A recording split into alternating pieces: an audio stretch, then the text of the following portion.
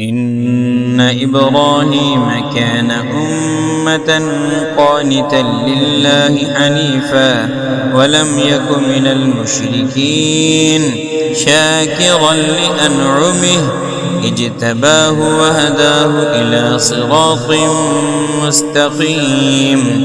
وآتيناه في الدنيا حسنة وإنه في الآخرة لمن الصالحين ثم أوحينا إليك أن اتبع ملة إبراهيم حنيفا وما كان من المشركين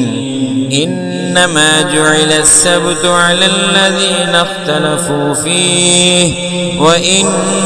ربك ليحكم بينهم يوم القيامة فيما كانوا فيه يختلفون.